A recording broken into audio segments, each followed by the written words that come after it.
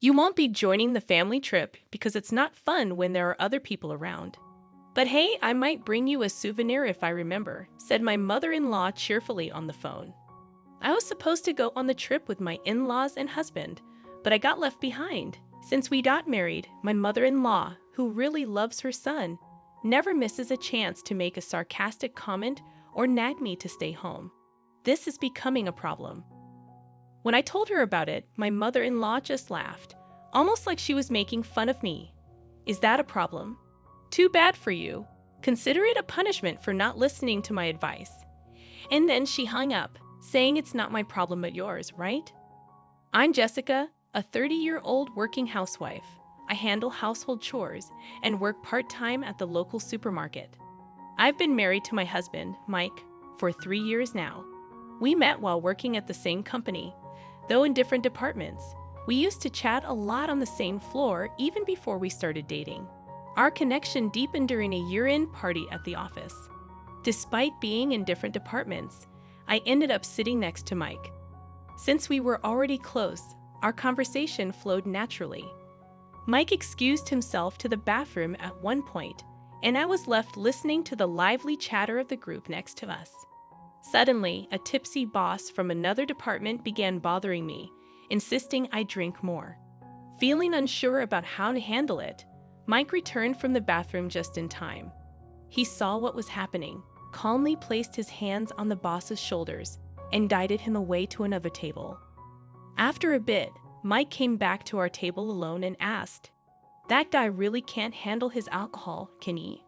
Are you okay?" That moment made me see Mike in a new light, and I decided to confess my feelings first, which led to our relationship. Things went smoothly from there, and we got married 3 years ago. Even though we don't have kids yet, our married life is strong. But there's one issue bothering me. My mother-in-law, with whom we currently live. Mike and I reside in his parents' house. Initially, we lived in an apartment, but it got affected by a fire in the neighboring unit, and our place got flooded during the firefighting effort. Having no other option, we had to evacuate since the apartment was uninhabitable. Unsure of where to go during the repairs, Mike's mother suggested, "Why don't you two stay at our place?" Grateful for the offer, we decided to live with Mike's parents. The trouble began after we moved in. Though she occasionally made snide comments even before, I tolerated them due to her deep love for Mike. However, her nagging intensified after we started living together. For example, one weekend, it happened as I was enjoying a cup of coffee in the living room after finishing all the housework. My mother-in-law returned home and immediately started bustling around the house. Then she came up to me and said, "Jessica, your cleaning is too sloppy. You need to spend more time on it and show some gratitude for your hardworking husband. As his wife, it's your duty to support him. I can't believe you can't even do this much. You're failing as a wife." I thought, here we go again, as these were almost daily comments. It seemed the only reason she allowed us to live together was to be with her son Mike again, and my presence as a wife was probably nothing more than an annoyance to her. Mike intervened, saying, "Please don't be so hard on Jessica." Well, there is some truth to what you're saying. Even if she's working part-time, slacking off on housework isn't good. Mike often sided with his mother, and while it's okay to value his biological mother, I sometimes wished he would stand up for me, his wife. In truth, I never intended to neglect household chores. Even working 4 days a week, I always managed our family's chores, even if just for a short time. This commitment held true even when I wasn't feeling well. Contrastingly, my mother-in-law, despite being a housewife, enjoys herself outside almost every day. Since we started living together, I haven't witnessed her doing any household chores. However, given that we're residing in her house, I can't openly express my dissatisfaction. In this awkward situation, I simply kept my patience. Then one day, something unexpected occurred. Mike proposed that we go on a trip, just the two of us. How about a spa resort next month? The busy season is over, and I need to take some annual leave. If I'm going to relax, I thought it would be nice to go somewhere peaceful. A spa sounds fantastic. I haven't scheduled any work shifts for next month, so I can take time off. After discussing details, we decided on a 2-day spa trip in the middle of the next month. Since we planned to go on a weekday, we anticipated a quiet and leisurely time. I was thrilled and couldn't contain my excitement. Whenever I had a moment, I gathered information about our destination. Just as we were considering booking our stay, my mother-in-law made an unexpected statement. "Jessica, I heard you're going on a trip with Mike. Why didn't you tell me?" "Well, honestly, I was afraid you might insist on joining if you knew, but I couldn't say that." As I stumbled for words, my mother-in-law sighed in frustration. Then she voiced exactly what I feared. "Next month is my husband's and my anniversary. I'd love to celebrate with a family trip. A luxurious hotel would be perfect."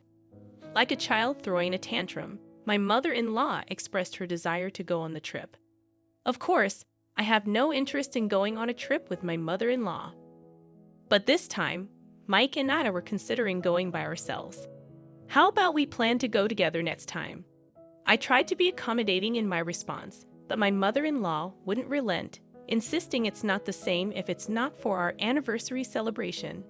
In my mind, I thought she should go with her husband for their anniversary celebration.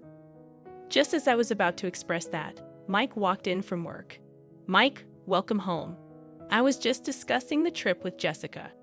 "Oh, I can't wait." My mother-in-law, already excited, began sharing her wishes, and Mike seemed to be in agreement with her. I wondered who spilled the beans about the trip, and it probably was Mike the way things were unfolding. Catching my gaze, Mike appeared a bit uneasy. "Mom is really looking forward to it, so let's postpone our trip for another time. It'll be even more enjoyable if we all go together." By the way Mike was talking, it seemed he had already decided we were all going on the trip. Then my father-in-law chimed in, saying, "A vacation, huh? Sounds like fun." With that, it became impossible for me to decline the trip with the 4 of us. "All right, next time it's just going to be the 2 of us. Promise." Reluctantly, I agreed, and Mike gave me a relieved look. I wasn't entirely satisfied, but there was nothing I could do about it at this point. At the very least, I decided I would take charge of choosing the sightseeing spots and local dishes we wanted to experience. So I assumed the responsibility of making all the hotel reservations and planning the sightseeing schedule. Since my mother-in-law dislikes handling such preparations, my suggestions were accepted without any issues. The day of the trip arrived, and I had packed everything, including clothes, the day before. The plan was to wake up an hour before departure, have a relaxed breakfast, and then leave the house. I awoke to the sound of my alarm clock and stretched out, realizing Mike, who should have been beside me, was absent. Assuming he might be up and preparing, I headed to the living room. However, he wasn't there, nor in the bathroom, kitchen, or by the front door. Even my mother-in-law and father-in-law were nowhere to be seen. Could it be? With a sinking feeling, I dialed Mike's cell phone, but the call didn't connect. Calling my mother-in-law's phone next, she answered promptly. "Oh, Jessica dear, what's up?" "Mike can't answer right now. He's driving." "Where are the 3 of you?" I asked, and my mother-in-law responded casually. "Isn't it obvious? We're on a family vacation. We can't enjoy it with an outsider around, so you'll have to stay home. If we remember, we might even bring you a souvenir." I heard my mother-in-law's triumphant voice over the phone. "Stay at home? That's going to be a problem." At my words, my mother-in-law laughed scornfully. "Is that a problem? Poor you, just consider it punishment for not heeding my advice." With that, she abruptly hung up. I covered my face with both hands and shook my shoulders. Yet what escaped my mouth wasn't a sob, but a hearty laugh. They better enjoy their journey. I'm sure they'll regret leaving me behind. The sound of my alarm clock woke me up, and I stretched out, expecting to find Mike beside me. However, he was nowhere to be seen. Thinking he might have already gotten up and started preparing, I made my way to the living room. To my surprise, Mike wasn't there, and he wasn't in the bathroom, kitchen, or by the front door either. Even my mother-in-law and father-in-law were mysteriously absent. A sinking feeling crept over me. I dialed Mike's cell phone, but the call didn't connect. Trying my mother-in-law's phone next, she answered promptly. "Oh, Jessica dear, what's up?" "Mike can't answer right now. He's driving." "Where are the three of you?" I asked, and my mother-in-law responded nonchalantly. "Isn't it obvious? We're on a family vacation. We can't enjoy it with an outsider around, so you'll have to stay home. If we remember, we might even bring you a souvenir." My mother-in-law's triumphant voice echoed over the phone. "Stay at home? That's going to be a problem." I retorted, and she scoffed. "Is that a problem? Poor you, just consider it punishment for not listening to my advice." With that, she abruptly hung up. I covered my face with both hands and shook my shoulders. But instead of tears, hearty laughter escaped my lips. They better enjoy their journey. I'm sure they'll regret leaving me behind. Swiftly, I accessed a hotel booking site and secured a reservation at a lavish hotel in the tourist spot scheduled for today. Additionally, I booked a table at a restaurant for a delightful solo dinner experience. After a quick attire change and applying makeup, I had breakfast, thinking, all right, time to have fun. Grabbing my luggage, I hopped on the train. Armed with researched tourist spots I longed to explore, I embarked on a solo trip with a clear goal in mind. It's a small tourist spot, so there's a chance I might encounter Mike and the in-laws, but I'm unfazed. After all, they're the ones at fault. As these thoughts crossed my mind, the train arrived at its destination. From here on, I would let go of concerns about my mother-in-law and Mike, focusing on relishing the experience to the fullest. With this mindset, I ventured into a charming boutique, savored tea in a trendy cafe, and interacted with the locals, thoroughly enjoying my solo adventure. As night fell, it was time to check in. The hotel I had chosen ranked among the top luxury establishments in the area. I felt the need for a drastic change to rejuvenate myself. Walking through the automatic hotel doors towards the check-in counter, a woman's loud voice caught my attention. "Why can't we stay here? We're willing to pay."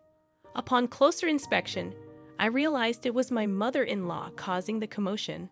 Naturally, they couldn't stay, as this wasn't the hotel I had booked for the four of us. Watching from a safe distance, I noticed Mike spotting me and exclaimed, "Hey Jessica, what's going on? We couldn't stay at the hotel you had booked, so we had to find another hotel, and they're full." As he approached me aggressively, my mother-in-law did the same, her face turning beet red with anger. Well, that's to be expected. They won't hand over the keys unless the person who made the reservation is present. It's a security measure. I did warn you, didn't I? At this point, they finally seemed to grasp their foolishness, exchanging glances in utter disbelief. Just as they were about to cause more chaos, several hotel staff members rushed over.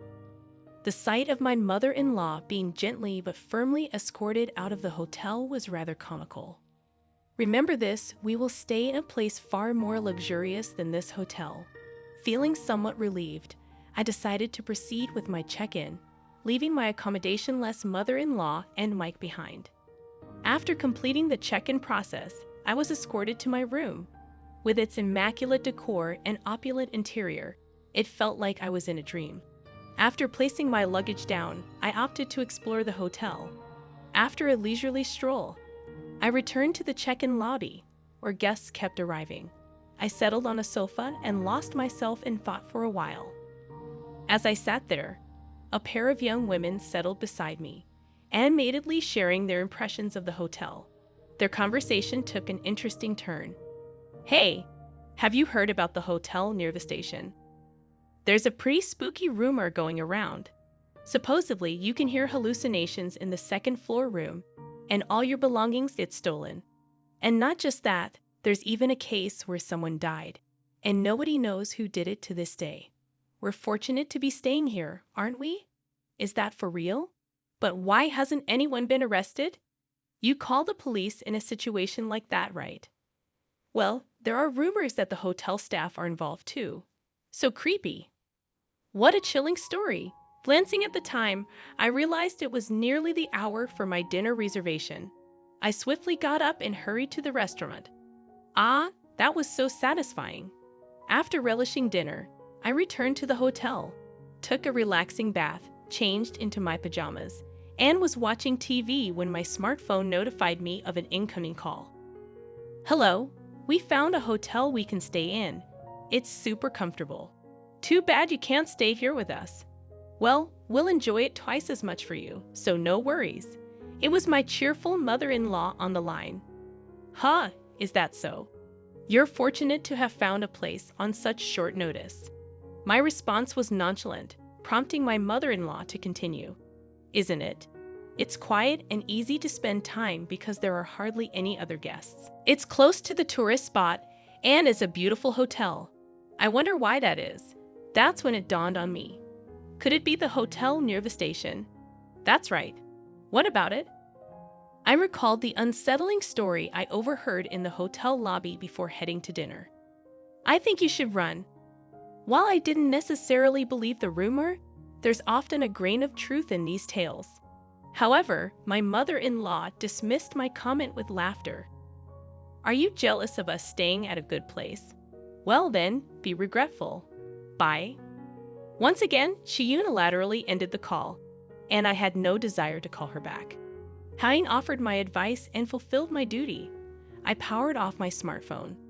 I wanted to enjoy my relaxation time without any further interruptions.